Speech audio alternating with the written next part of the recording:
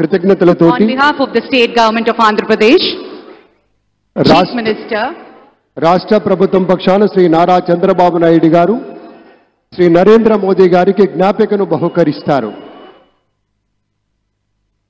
నూతన ముఖ్యమంత్రిగా ప్రమాణ స్వీకారం చేసిన శ్రీ నారా చంద్రబాబు నాయుడు గారు భారత ప్రధాని మనందరి ప్రియతమ నేత శ్రీ నరేంద్ర మోదీ గారిని శాలువతో సత్కరించి పుష్పగుచ్ఛాన్ని అందించి చక్కటి జ్ఞాపికను బహుకరించబోతూ ఉన్నారు. మనందరికీ ఇష్టమైనటువంటి రీతిలో ఏడుకొండల ప్రభువు యొక్క ప్రతిమను శతకోటి భక్తుల బంగారు గడపగా మనం కొలిచేటువంటి శ్రీ వెంకటేశ్వర స్వామిని ఇటు మన చంద్రబాబు నాయుడు గారు, అటు మన పవన్ కళ్యాణ్ గారు, మన గవర్నర్ గారు వారికి బహుకరిస్తున్నటువంటి శుభ సందర్భం. ధన్యవాదాలు పెద్దలారా, కృతజ్ఞతలు మీ అందరికీ.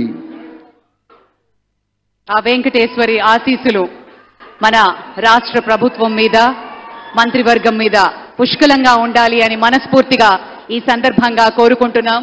విశ్వ ప్రపంచంలో భారతదేశాన్ని, తెలుగు నేలను శిఖరాగ్రాన నిలపడం కోసం సోపాన పంక్తిని పేర్చుతున్నటువంటి కృషివలుల్ని తయారు చేస్తున్నటువంటి శ్రీ నరేంద్ర మోదీ గారు, శ్రీ నారా చంద్రబాబు నాయుడు గారు, శ్రీ పవన్ కళ్యాణ్ గారు, వారి వ్రతం ఒకటే, ధర్మం బిది, వ్రతం బిది, సద్వివేకం బిది, ఆచారం బిది అని చెప్పినట్లుగా ఆదర్శనీయమైనటువంటి పథకామిగా వారు నడుస్తున్నటువంటి శుభవేళ మళ్ళీ మళ్ళీ ఈ రాష్ట్ర ప్రజలు వారికి కృతజ్ఞతలు చెప్తూ ఉంటారు.